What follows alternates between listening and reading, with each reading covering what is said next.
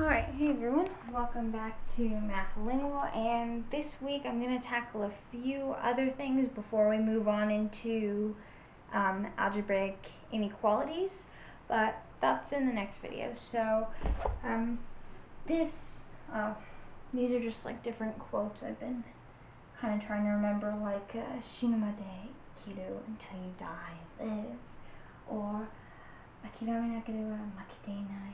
If you don't give up, you won't lose. And the classic Konshu mo ganbacho, or I guess loosely translated, will you do your best this week as well? But that's a topic for another story. I talked about it a little in my talkie tidbits this week, so if you want to check that out, go for it. Okay, so now the algebraic equations I'm going to be exploring right now are called literal equations. So maybe that term sounds a little unfamiliar because I think we see it a lot in algebra, but maybe we just don't remember what it's called, or if you do, it's great. Okay, what's on? So literal equations are when you have an equation that uses at least two different letters for the variables. So, say something like 2x plus 1 equals y, because that's two variables, right? So you can solve this equation for any one of those variables. So if I told you solve this so that it is written in terms of x, that's what we've got here.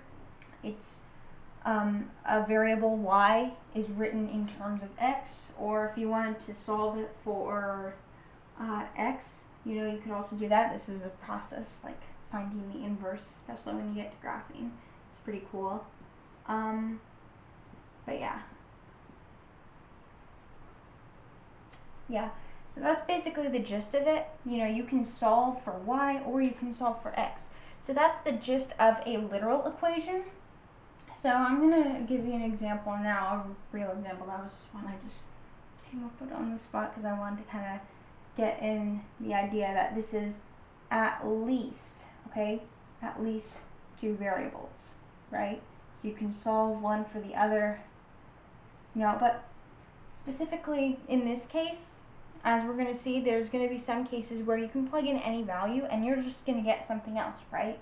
So I guess you could call it your domain is all real numbers. Well, unless it's, for all real numbers on here, because even when you have to divide, you don't have to divide by a variable in this case.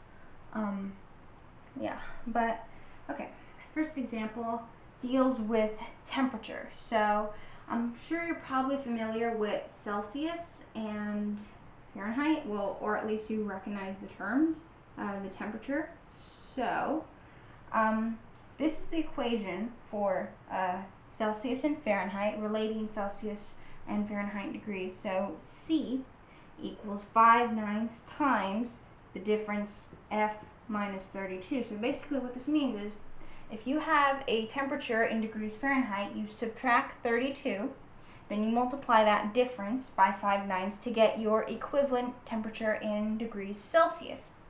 Okay, so this is solved for C, for Celsius, right? So we can figure out the degrees in Celsius. But what if you have the degrees Celsius and you want to figure out in Fahrenheit? Well, we can solve this literal equation for F, for degrees Fahrenheit. So what I'm going to do, first, I'm going to multiply both sides by the reciprocal of this fraction. So that means I'm just flipping the fraction. So we've got 5/9, so I'm going to multiply by 9/5 on both sides. Okay? Yeah. So 9/5 C equals, that cancels out, F minus 32. Then I'm going to further isolate F by adding 32 to both sides. So I have 9/5 C plus 32 equals F.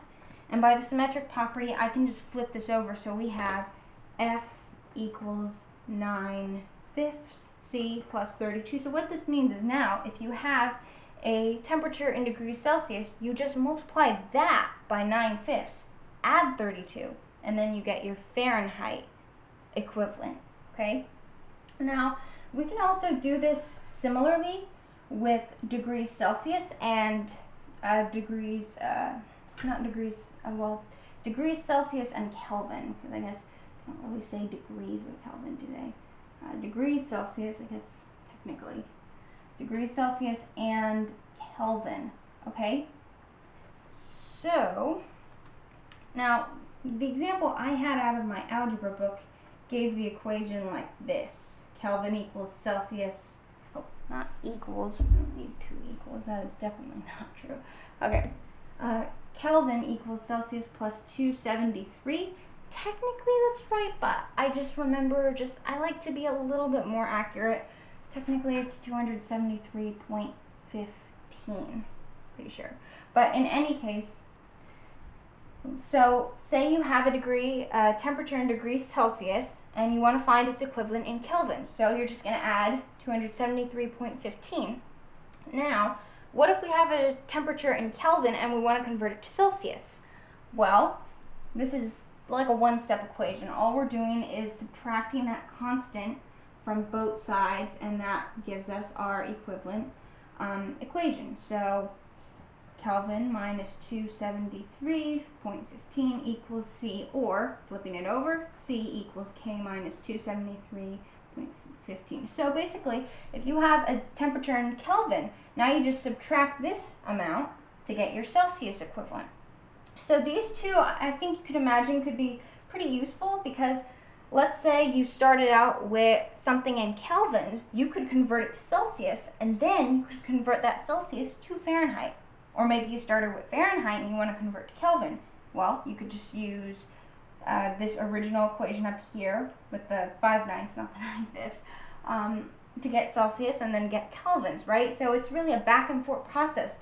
It just depends on what variable you want to solve for and what you want to know. Okay, but that is literal equations, and that concludes this section of videos on algebraic expressions for now. See you next time.